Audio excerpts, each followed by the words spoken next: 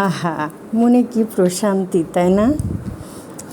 এই যে প্রচণ্ড গরমে এরকম কুলফি আইসক্রিম বা বাদাম আইসক্রিম যদি পাই, মালাই আইসক্রিম, কেমনটা লাগে বলুন তো? কিনে খেতে গেলে অনেক খরচ পড়ে যায়, কিন্তু এটাই যদি বাড়িতে তৈরি করে ফেলা যায় কম খরচে আর অনেক বেশি টেস্টে, কিনে খাওয়ার থেকেও অনেক বেশি টেস্টে এটা বাড়িতে তৈরি করা যায়। আজকে সেটাই করে দেখাবো আপনাদের জন্য। দেখুন তো, দেখতে কি কোনো অংশে কেনাটার থেকে কম হয়েছে না বেশি হয়েছে? আরও বেশি হয়েছে। দেখুন, আমি বাদাম নিয়ে নিয়েছি তৈরি করব বলে।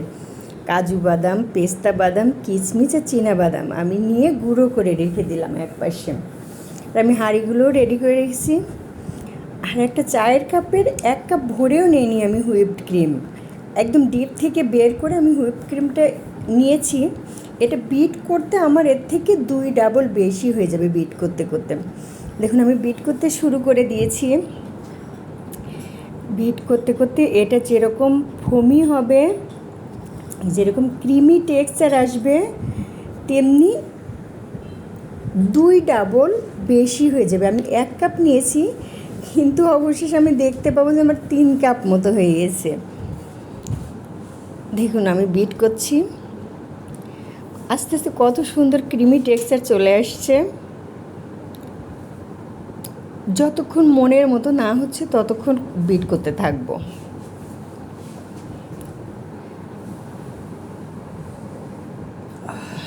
আমি বিট করছি, বেশ সময় ধরে আর ধৈর্যের সাথে করতে হবে। এই যে দেখুন, আমার বিট করা হয়ে গেছে।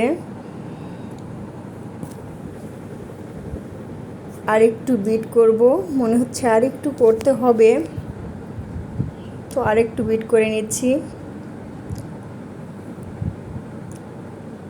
এই দেখুন কেমন হয়েছে। এখন যে বাদামগুলো গুঁড়ো করে রেখেছি, একদম পুরো গুঁড়ো করে নিই, দানা দানা করে রেখেছি।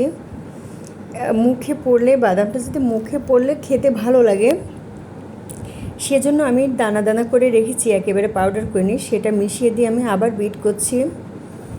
আমি চিনিও দিয়ে দিয়েছি 3 টেবিল চামচ, আর দিয়ে দিচ্ছি ক্ষীর। এটা মিষ্টির দোকানে ক্ষীরগুলো কিনতে পাওয়া যায়, মিষ্টির মাঝখানে দেয় এগুলা।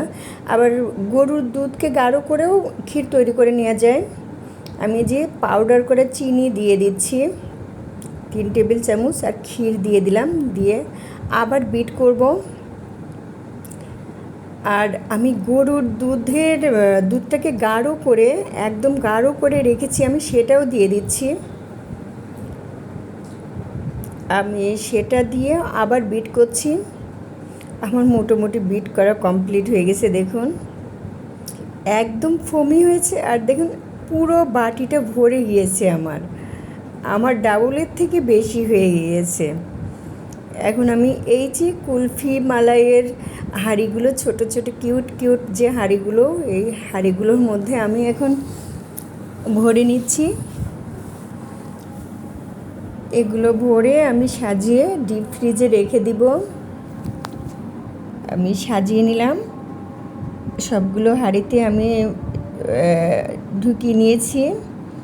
এখন আমি কুচো করা বাদাম, কিশমিশ, চেরি, পেস্তা বাদাম, এগুলো আমি কুচো করে রেখেছিলাম, সেগুলো আমি উপর দিয়ে ছিটিয়ে দিচ্ছি।